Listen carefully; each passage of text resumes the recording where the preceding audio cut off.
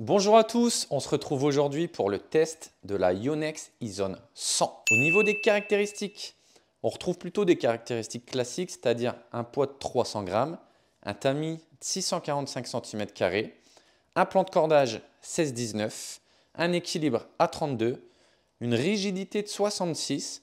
Vous le verrez dans la vidéo, on a l'impression que c'est quand même plus rigide. Et enfin, on l'a cordé en Technifibre Black Code à 23 kg dans les montants et 22 kg dans les travers. Je vais vous expliquer les différentes technologies présentes sur les raquettes et ensuite on se retrouve sur le terrain pour le test. Au niveau des technologies, on va retrouver l'isométrie de la raquette, cette forme spéciale qui procure plus de tolérance, la technologie LinerTech, le Chef Design, le 2G NAM Speed qui vont offrir plus de réactivité et de puissance à la raquette, et enfin le Vibration Dampening Mesh pour procurer plus de confort à la frappe. Place au jeu, on sent qu'on a une raquette qui est très ferme, qui est très puissante, c'est nerveux, c'est très réactif.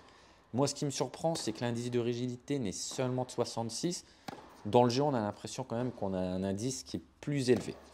Mais de ce fait, ce qui est bien, c'est que ça apporte quand même un meilleur confort. C'est plutôt maniable, on sent que c'est assez bas, hein, l'équilibre, on est aux alentours de 32, donc 32,7 cordées. C'est très tolérant. L'avantage, c'est que même en décentrant, on a une sensation qui est uniforme et ça reste confortable. Sur des rythmes élevés, pour les joueurs qui ont vraiment une très grosse qualité de frappe, avec des frappes très explosives, des balles qui sont lourdes, là, c'est là où ça atteint son apogée parce qu'on a des sensations qui sont très franches.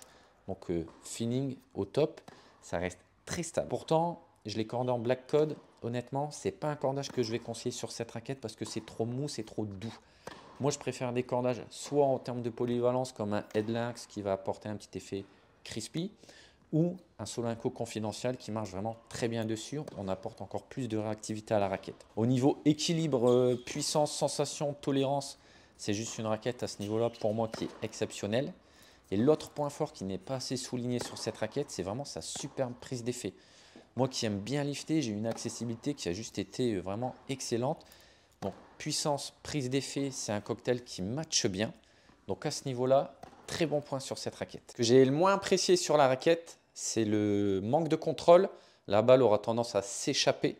Donc, il faudra quand même une certaine maîtrise technique pour pouvoir l'exploiter. Et enfin, je dirais également, c'est le jeu en finesse. Donc, dans le jeu en toucher, c'est une raquette qui est rigide. Donc, la balle, vous n'aurez pas une sensation qui va vous permettre d'avoir un très bon toucher de balle. Si vous souhaitez quand même privilégier le toucher de balle en conservant de la tolérance et que vous souhaitez jouer en Yonex, dans ce cas-là, partez plutôt sur la Yonex Percept 100. À la volée, c'est assez tranchant. On fait des volées qui sont quand même plutôt facilement gagnantes.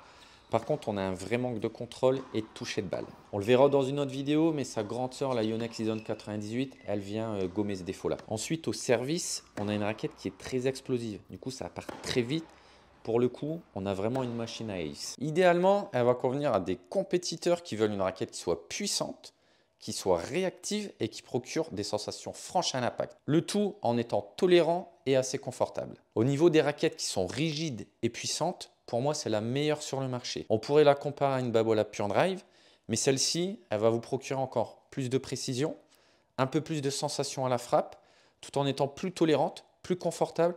Elle procure même plus de prise d'effet. Je vais déconseiller cette raquette aux joueurs qui frappent à plat, tout simplement parce que c'est un cadre qui est très nerveux, qui est très réactif. Et de ce fait, ça risque de vous échapper. Elle demande quand même un minimum à lifter. Toutefois, si vous êtes quand même à la recherche d'une raquette qui reste puissante pour vos frappes tendues, préférez plutôt la Headboom MP ou la Wilson Ultra 100 qui va vous procurer plus de contrôle et de sensation au niveau des frappes à plat. Merci d'avoir regardé cette vidéo. N'hésitez pas à mettre en commentaire ce que vous en avez pensé. Si vous souhaitez qu'on essaye d'autres raquettes, n'hésitez pas non plus à liker, à vous abonner et retrouver tous ces produits sur notre site extreme-tennis.fr.